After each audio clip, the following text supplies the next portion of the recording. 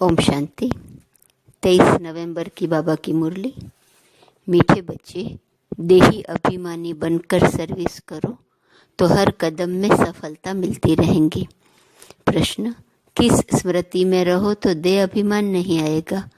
उत्तर, सदा स्मृति रहे कि हम गॉडली सर्वेंट हैं। सर्वेंट को कभी भी देह अभिमान नहीं आ सकता। जितना जितना योग में रहेंगे उतना देह अभिमान टूटता जाएगा। दूसरा प्रश्न, देह अभिमानियों को ड्रामा अनुसार कौन सा दंड मिल जाता है? उत्तर, उनकी बुद्धि में यह ज्ञान बैठता ही नहीं है। साहूकार लोगों में धन के कारण देह अभिमान रहता है, इसलिए वह इस ज्ञान को समझ नहीं सकते। यह भी दंड मिल जाता है। गरीब सहज समझ लेते हैं। ओम शांति। रूहानी बाप ब्रह्मा द्वारा राय दे रहे हैं, याद करो तो यह बनेंगे। सतो प्रधान बन अपना पैराडाइज राज्य में प्रवेश करेंगे। यह सिर्फ तुमको नहीं कहते हैं, परंतु यह आवाज तो सारे भारत बल्कि विलायत में भी जाएगा। सबके पास बहुतों को साक्षात्कार भी होगा। किसका साक्षात्कार होना चाहिए? वह भी बुद्धि से काम लेना चाहिए। बाप ब्रह्मा द्वारा ही साक्षात्कार कराकर कहते हैं, प्रिंस बनना है तो जाओ ब्रह्मा व ब्राह्मणों के पास। यूरोपवासी भी इनको समझने चाहते हैं। भारत पैराडाइज था तो किसका राज्य था? यह पूरा कोई जानते नहीं है। भारत ही हेवन स्वर्ग था। अभी तुम सबको समझा रहे हो। यह सहज राजयोग है जिससे भारत स्वर्ग अथवा हेवन बनता है। विलायत वालों की फिर भी बुद्धि कुछ अच्छी है, वह झट समझेंगे। तो अब सर्विसेबल बच्चों को क्या करना चाहिए? उन्हों को ही डायरेक्शन देने पड़ते हैं। बच्चों को प्राचीन राजयोग सिखाना है। तुम्हारे पास म्यूजियम, प्रदर्शनी आदि में बहुत आते हैं। ओपिनियन लिखते हैं कि यह बहुत अच्छा कार्य कर रहे हैं, परंतु खुद समझते नहीं हैं। थोड़ा कुछ टच होता है तो आते हैं। फिर भी गरीब अपना अच्छा भाग्य बनाएंगे और समझने का पुरुषार्थ करेंगे। साहूकारों को तो पुरुषार्थ करना नहीं है, देह अभिमान बहुत है ना। तो ड्रामा अनुसार जैसे बाबा ने दंड दे दिया है, फिर भी उन द्वारा आवाज कराना पड़ता है। विलायत वाले तो यह नॉलेज चाहते हैं, सुनकर बहुत खुश हो जाएं। गवर्नमेंट के ऑफिसर्स पिछाड़ी कितनी मेहनत करते हैं, परंतु उन्हें फुर्सत ही नहीं है। उन्हों को भल घर बैठे साक्षात्कार भी हो जाए तो भी बुद्धि में नहीं आएगा। तो बच्चों को बाबा राय देते हैं, ओपिनियन अच्छी अच्छी इकट्ठी करके उनका एक अच्छा किताब बनावे। राय दे सकते हैं, देखो कितना सबको ये अच्छा लगता है। विलायत वाले व भारतवासी भी सहज राजयोग जानने चाहते हैं। स्वर्ग के देवी देवताओं की राजाई जो सहज राजयोग से भारत को प्राप्त होती है, तो क्यों न यह म्यूजियम गवर्नमेंट हाउस के अंदर लगा दे, जहां कॉन्फ्रेंस आदि होती रहती है। यह ख्यालात बच्चों के चलने चाहिए। अभी टाइम लगेगा, इतनी जल्दी नरम बुद्धि नहीं होगी। गोदरेज का ताला बुद्धि को लगा हुआ है। अभी आवाज निकले तो रिवॉल्यूशन हो जाए। हाँ, होना जरूर है। बोलो, गवर्नमेंट हाउस में भी म्यूजियम हो तो बहुत फॉरेनर्स भी आकर देखें। विजय तो बच्चों की जरूर होनी है। तो ख्यालात चलने चाहिए। देही अभिमानी को ही ऐसे ऐसे ख्याल आएंगे कि क्या करना चाहिए, जो विचारों को मालूम पड़े और बाप से वर्षा लेवे। हम लिखते भी हैं बिगर कोई खर्चा। तो अच्छे अच्छे जो बच्चे आते हैं राय देते हैं। डिप्यूटी प्राइम मिनिस्टर ओपनिंग करने आते हैं, फिर प्राइम मिनिस्टर प्रेसिडेंट भी आएंगे, क्योंकि उन्हों को भी जाकर बताएंगे यह तो वंडरफुल नॉलेज है। सच्ची शांति तो ऐसे स्थापन होनी है। जचता है, समझानी भी है जचने की। आज नहीं जचेगी तो कल जचेंगी। बाबा कहते रहते हैं, बड़े बड़े आदमियों के पास जाओ, आगे चल वो भी समझेंगे। मनुष्यों की बुद्धि तमो प्रधान है, इसलिए उल्टे काम करते रहते हैं। दिन प्रतिदिन और ही तमो प्रधान बनते जाते हैं। तुम समझाने की कोशिश करते हो कि यह विकारी धंधा बंद करो, अपनी उन्नति करो, बाप आए हैं पवित्र देवता बनाने। आखिर वह दिन भी आएगा जो गवर्नमेंट हाउस में म्यूजियम होगा। बोलो, खर्चा तो हम अपना करते हैं, गवर्नमेंट तो कभी पैसा नहीं देंगी। तुम बच्चे कहेंगे हम अपने खर्चे से हर एक गवर्नमेंट हाउस में यह म्यूजियम लगा सकते हैं। एक बड़े गवर्नमेंट हाउस में हो जाए तो फिर सब में हो जाए। समझाने वाला भी जरूर चाहिए। उनको कहेंगे टाइम मुकर्रर करो, जो कोई आकर रास्ता बतावे। बिगर कौड़ी खर्चा जीवन बनाने का रास्ता बताएंगे। यह आगे होने का है, परंतु बाप बच्चों द्वारा ही बताते हैं। अच्छे अच्छे बच्चे जो अपने को महावीर समझते हैं, उनको ही माया पकड़ती है। बड़ी ऊंची मंजिल है, बड़ी खबरदारी रखनी है। बॉक्सिंग कम नहीं है, बड़े ते बड़ी बॉक्सिंग है। रावण को जीतने का युद्ध का मैदान है।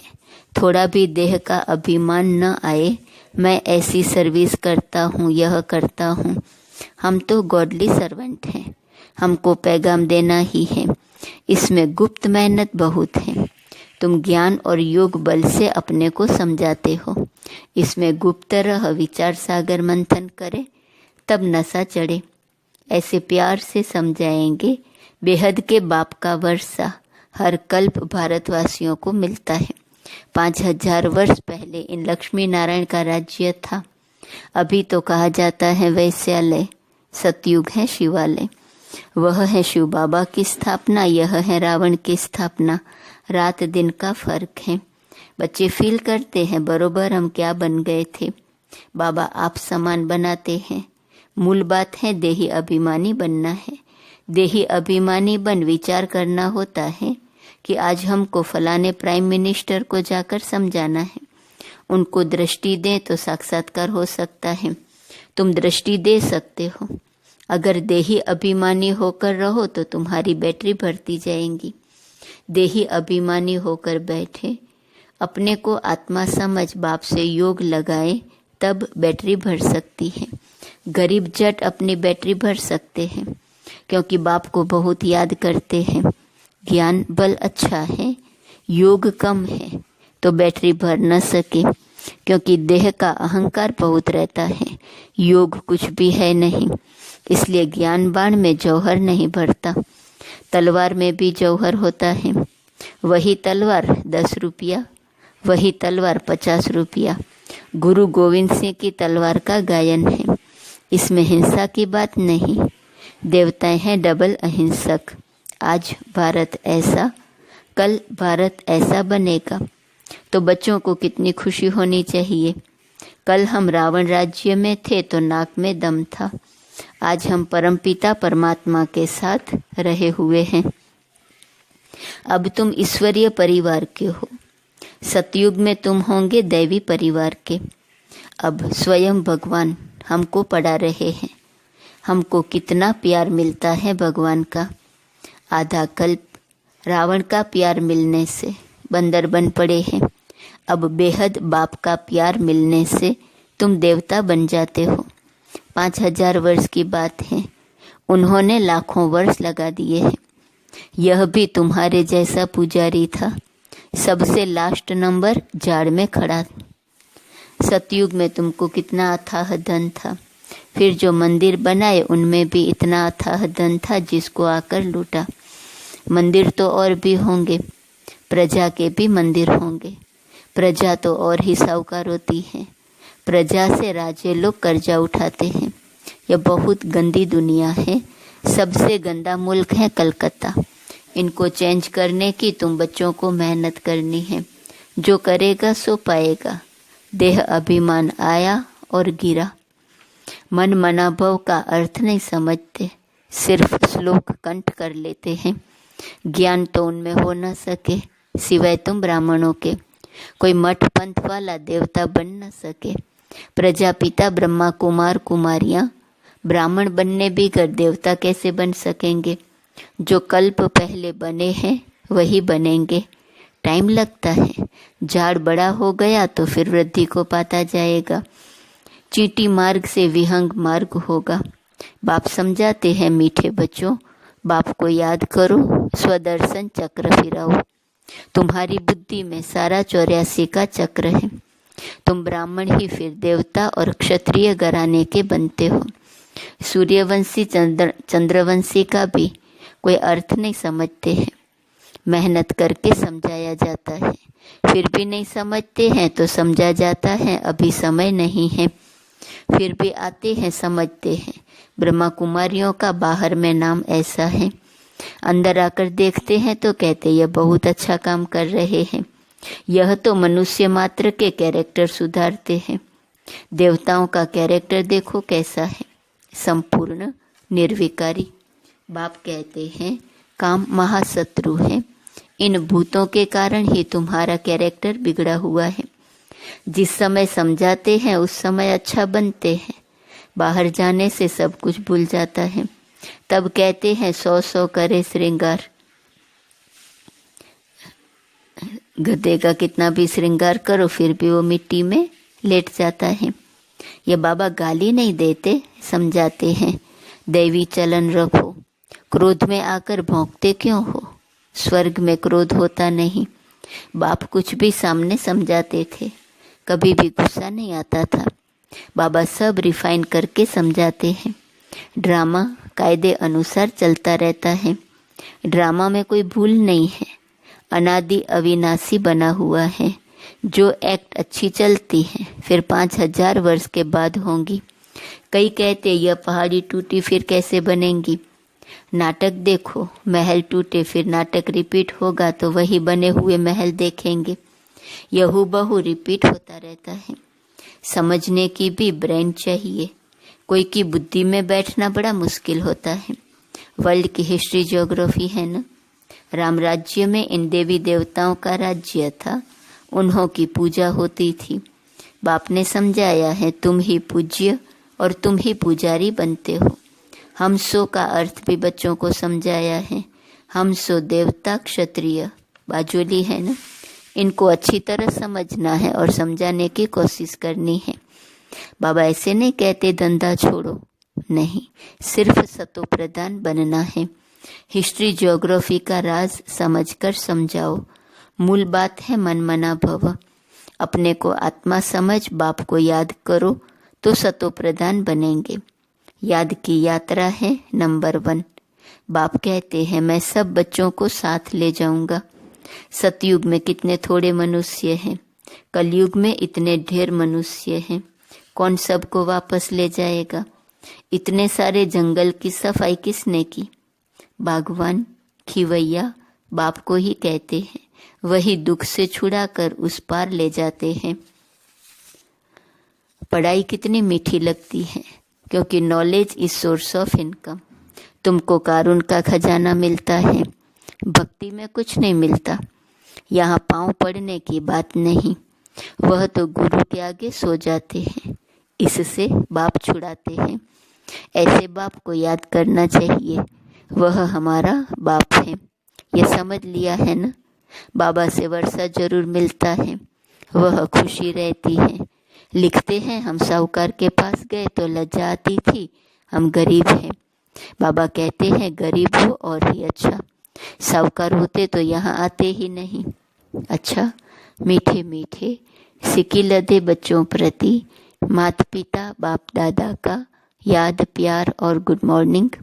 रूहानी बाप की रूहानी बच्चों को नमस्ते।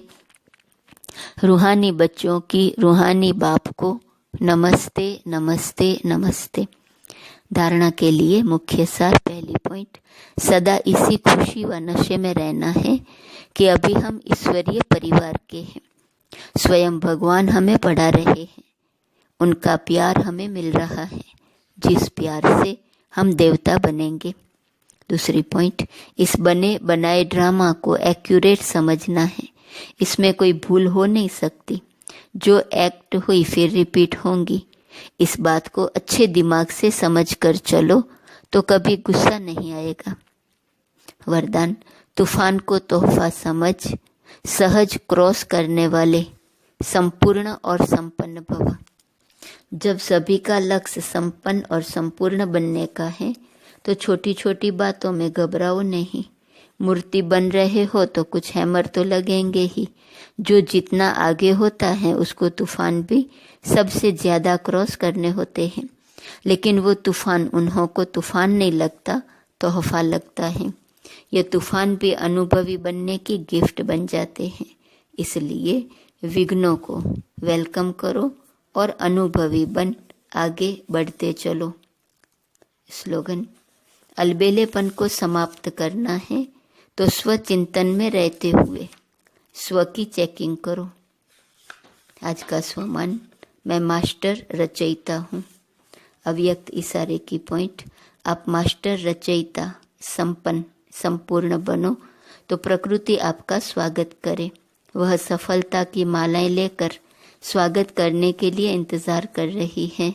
इसके लिए सिर्फ यह स्मृति रहे कि विजय तो हमारा जन्मसिद्ध अधिकार है। स्वप्न में भी कभी यह संकल्प न आए कि ना मालूम विजय होंगी या नहीं। मास्टर नॉलेजफुल के मुख से ना मालूम शब्द कभी नहीं निकलना चाहिए। ओम शांति।